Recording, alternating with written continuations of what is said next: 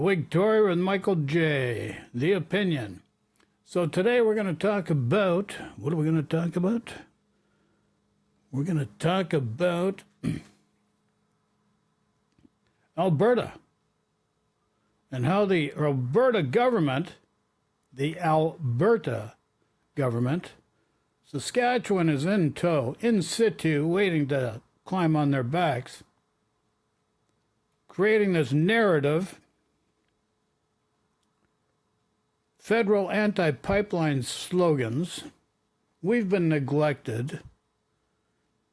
And I got to tell you, folks, the Alberta Separatist movement and federal anti-pipeline slogans are a made-in-Alberta issue to keep local governments in power. The oil and gas companies silently control the narrative, and the people are the sheeple. The people are the sheeple, and it's as simple as that. So where am I going with this? I'm going to go right here to the main screen. This was posted by Juno News. Prime Minister Carney this week. See, there you go. You can hear her what's her name? Miss Malcolm, Candace Malcolm. Called her Candace Owen once. Is Carney really better than Trudeau? I asked Danielle Smith. And today's episode of the Candace Malcolm Show is joined by Premier Danielle Smith for an exclusive interview. What does she think about, that's Premier Smith, what does she think about the Liberals' news claims to support energy projects? Can Ottawa be trusted? See, all these culture wars, and the culture wars are an issue also. And we're not going to get into that because that's all part of the whole package, just to create divide and conquer rhetoric in order to manipulate the people. And it's not, can't get much simpler than that. Let's go over these items right here. Now, guaranteeing Alberta full access to unfettered oil and gas corridors to the north, east, and the west. Like, come on now. Let me ask you a question. If you own a house anywhere in Alberta, Saskatchewan, your next door neighbor going to let you put an oil pipeline right through their house? LNG pipeline right through their backyard? No. So this nonsense about unfettered oil and gas corridors across Canada anywhere you want to go is nonsense. It's just there to rile you up, make an issue, but it's just not warranted because, you got to think about other people, not just yourself. Now, repealing Bill C-69, a.k.a. No New Pipeline. It's not a No New Pipelines Act. It's an environmental act to take care of the environment. Simple as that. So you've been led to believe it's a No Pipelines Act. That's nonsense. Doesn't exist. And here's the deal. Here's the other one. Lifting the tanker ban off the BC coast. Wow. You just want, you're landlocked. Obviously, that's an issue for sure. But you just got a TMX, you haven't even got that pipeline to full capacity going to the west coast. And you're saying your heart, you can't even you can't fill up what you've got already. Then you say eliminating the oil and gas emissions cap, which is a production cap, not even halfway there. So it's not even an issue. So that's a non sequitur there. Scrapping the so-called clean electricity regulations is another nonsensical argument because all it is oil and gas. You want to use gas to create electricity instead of other ways. So you can do it. You can do it. Just got to be a little more creative in how you do things. But You're held hostage by the oil and gas companies because they're the ones that stroke your egos, stroke your pocketbooks. Now, here's some of the really big ones here. Ending the prohibition on single-use plastics. Are you serious? Do you have any idea what single-use plastics do, even to the human body? The human body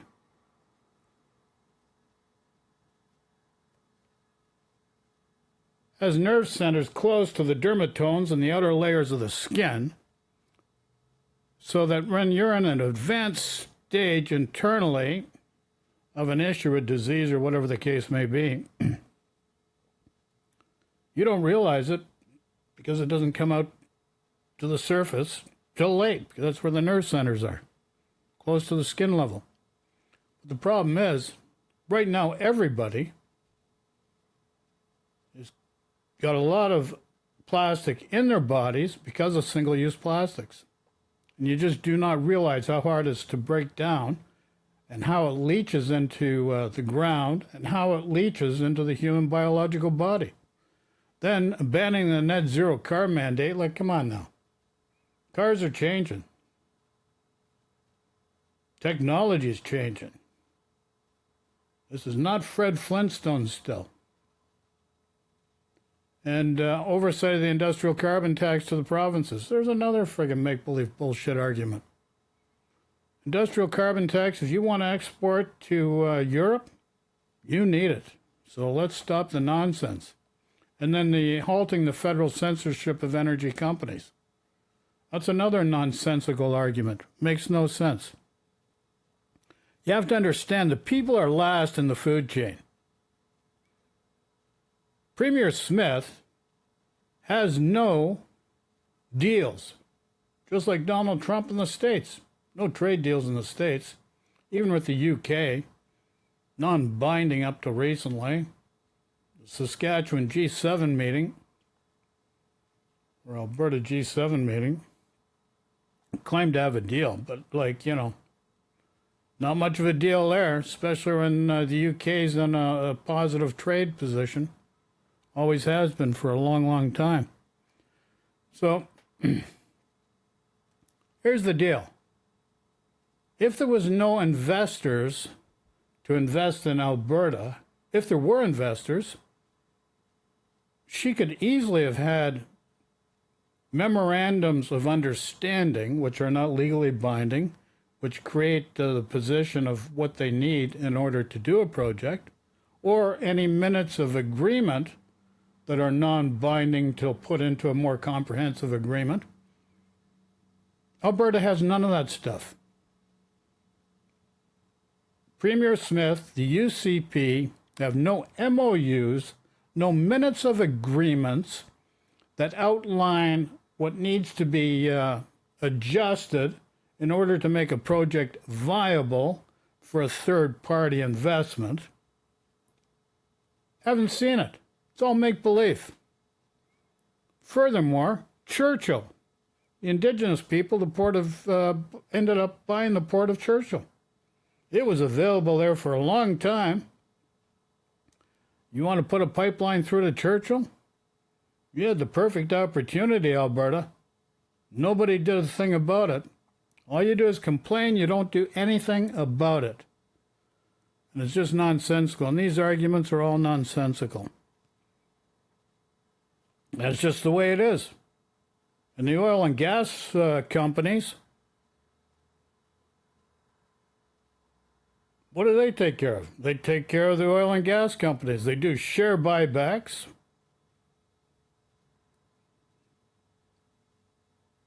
They do dividends to their investors. Then they take care of the cultural war issues that get in the way of their progress to create cash flow.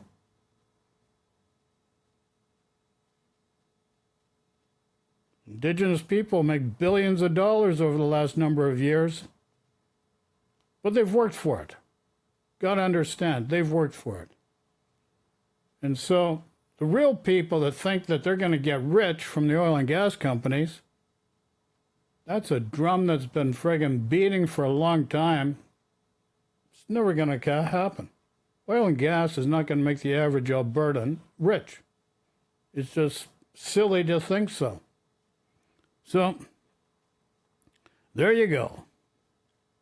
The UCP wants you to think that they know better. Are they good stewards? No, they take care of health care? No, they want to privatize. They want to cut back on health care. They don't want to take care of the people. They want to take care of their egos and their pocketbooks. The guys on the bottom that you need to prop up the country, and this is an issue across the country. It's not exclusive to Alberta either.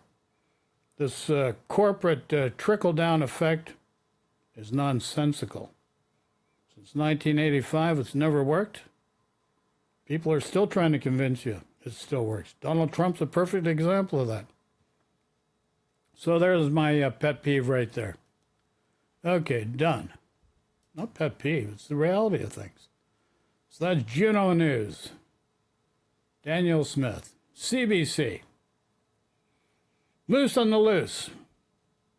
Daniel Smith drops pipeline truth bomb. You know what the only truth bomb is? The truth bomb is there's nobody clamoring to invest in Alberta. If Daniel Smith had somebody, she would have gotten a deal. Easy to do a minutes of agreement. Easy to do a memorandum of understanding. But what does she do? Raises the wine tax in Alberta. What do her and Scott Moe do? They're bringing booze back from the United States. We don't need booze from the United States. We're supposed to be trying to work together in unity.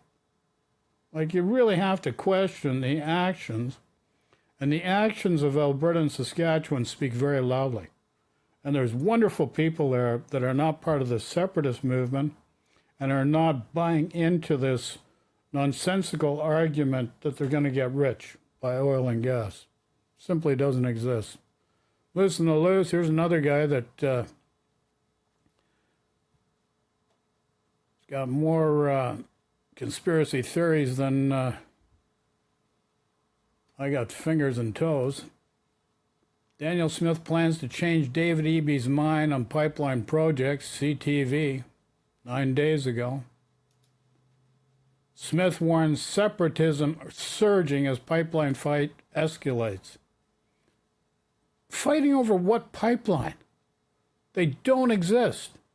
Premier Smith and the UCP have nothing in the pipeline. Can you imagine that? No pipeline in the pipeline. Whoa. Isn't that something? Isn't that something? Clean electricity future. Bill C-69, Impact Assessment Act. Oh, and bitumen. Oh, sulfur. It's really high in sulfur. Can you imagine that, eh? Now, here's global news 6 days ago, or 8 days ago, sorry. BC not blocking oil pipeline Alberta wants. Premier Eby says there's no proponent, there's no money. That's right. And he is right about that. Nobody is wanting to invest in Alberta for a pipeline. No company. And it's not because of Bill C-69 or anything else. And I'll explain it to you right here and now. Financial Post. Article here on October 10th, 2024. Foreign companies are exiting the oil sands, and maybe investors too. Not maybe, guaranteed. They've been exiting the oil sands for a while. It's a worldwide thing. It's not exclusive to the oil sands. It's a worldwide thing. The markets are, they can drop, they can go up, they can go down. Canadian ownership of the oil sands is around 77% of according to a 2022 analysis in Oil Sands magazine.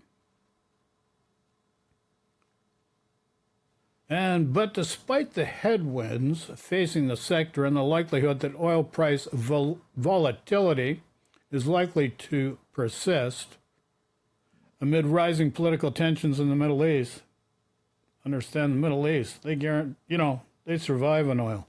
Between them, Trump, everybody's manipulating the price of oil. Have been for a long time. Now, Canadian oil sands majors include Imperial generated stable free funds flows of $5.5 billion in the third quarter of 2024. Now, if you think about it, TMX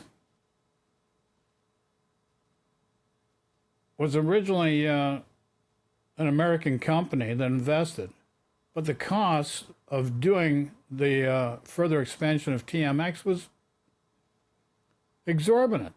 People blame it on government. Wow, it ballooned to $36 billion because of government. No, it's just that it was an engineering challenge of the rock in order to do it.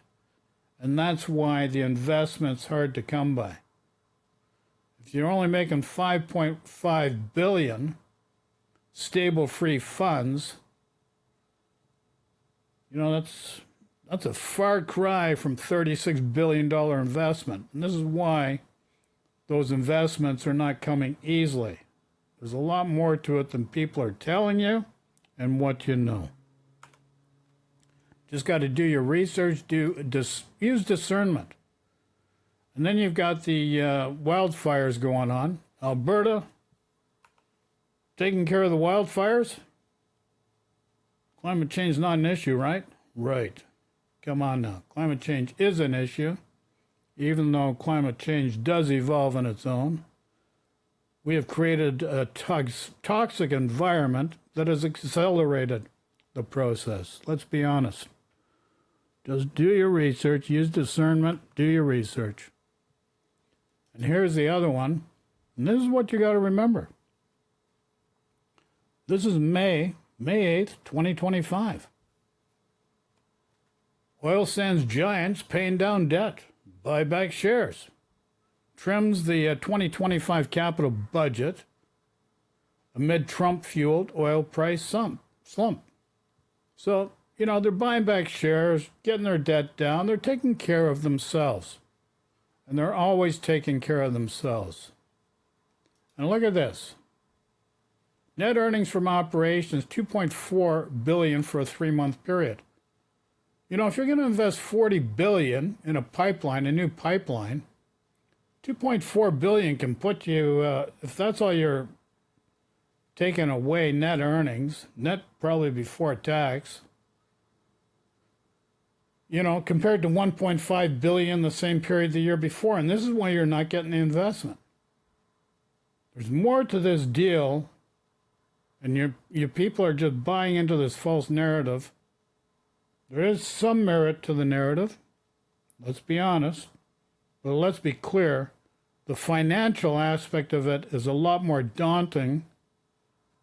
On a personal basis, you're not going to do it. And a big corporation, it's daunting even for them. So that's the reality.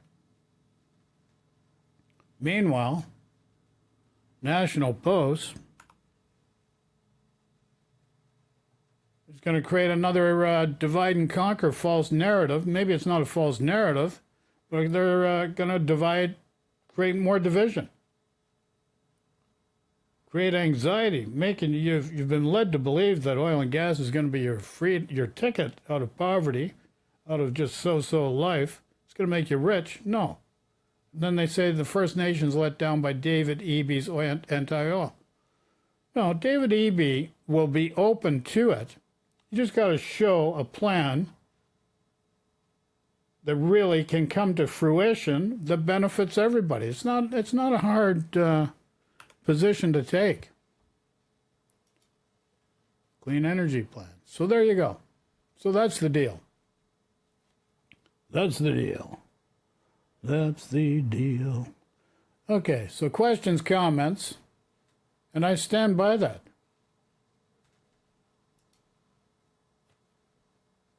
Alberta is creating the issue. They claim they have the cure for the issue. And then everything else they deny, and point fingers everywhere else. So it doesn't exist. Questions, comments, throw in chat. Love and peace to everyone. Take care. Talk to you all soon. Ciao.